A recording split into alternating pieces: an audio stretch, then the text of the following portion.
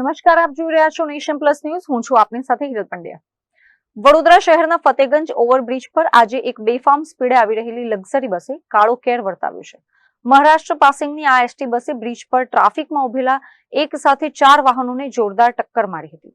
વડોદરા શહેરના ફતેગંજ ઓવરબ્રિજ પર કોઈ કારણોસર ટ્રાફિક જામ હોવાના કારણે લાઈનોમાં વાહનો ઉભા હતા. આ દરમિયાન પાછળથી પૂરપાટે ઝડપે આવી રહેલી મહારાષ્ટ્ર પાસિંગની એક લક્ઝરી એસટી બસના ચાલકે સ્ટીયરિંગ પરથી કાબુ ગુમાવ્યો હતો અને બસ ઉભેલા વાહનોમાં ધડાકાભેર અથડાઈ હતી.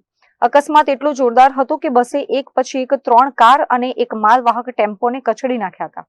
ધડાકાનો અવાજ સાંભળીને આસપાસના વાહન ચાલકો અને રાહદારીઓ દોડી આવ્યા હતા. સદનસીબે આ ભયાનક અકસ્માતમાં કોઈ જાનહાનિના સમાચાર નથી, પરંતુ 4 વાહનોના પતરા વળી ગયા છે અને મોટું આર્થિક નુકસાન થયું છે.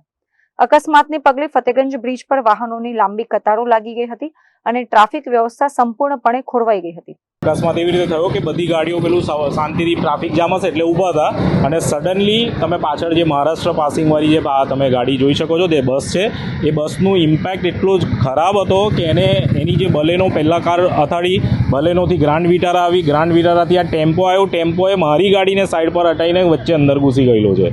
એટલે ઇમ્પેક્ટ જોઈ લો, ચોથી ગાડીની પથારી ફેરવી છે એને. પેલો ડ્રાઈવર એવું કહે છે કે બ્રેક ના વાગી. એટલે એ તો સાહેબ એ તો એવું જ હોય ને, હવે બ્રેક ના વાગી એટલે કે બ્રેક વાગી નહીં કે બ્રેક હતી જ નહીં. પહેલાં એ ચેક કરાવો ને બસની સ્પીડ કેમ હશે આટલી, એ છે કોઈ સિસ્ટમ આ સરકાર પાસે તો એ ચેક કરાવી લો પહેલાં.